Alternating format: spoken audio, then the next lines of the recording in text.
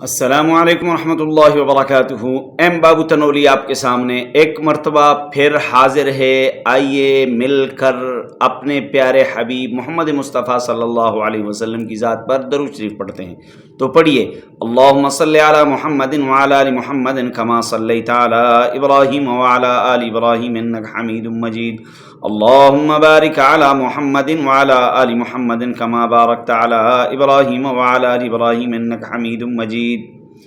کل 14 فروری کو پورے ورلڈ میں، پوری دنیا میں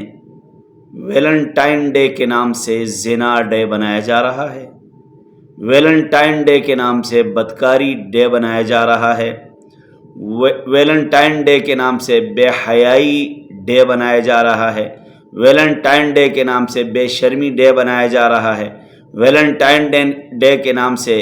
عزتیں لوٹنے لٹوانے کا ڈے بنایا جا رہا ہے،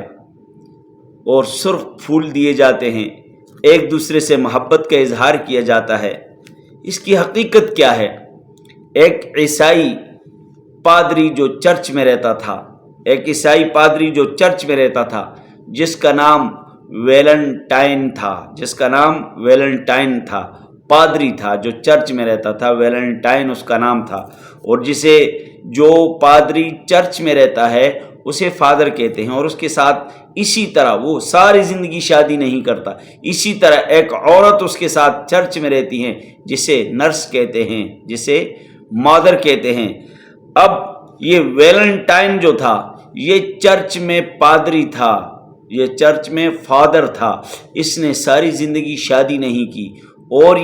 اس کا عمل کیا تھا، یہ کرتا کیا تھا کہ جو لڑکیاں گھروں سے بھاگ جاتی تھی، جو لڑکیاں گھروں سے فرار ہو جاتی تھی، وہ اس کے پاس اس چرچ میں جا کے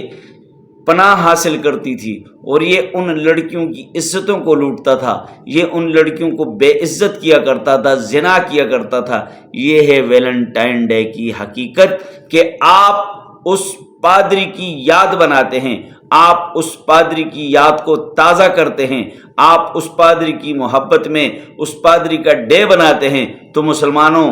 باز آ جاؤ، باز آ جاؤ، باز آ جاؤ، خدا کا عذاب نہ آئے تو کیا ہو، خدا ناراض نہ ہو تو کیا ہو، ملک میں افراتفری نہ ہو تو کیا ہو، کہ آج کا مسلمان بھی ویلنٹائن ڈے بناتا ہے۔ السلام علیکم۔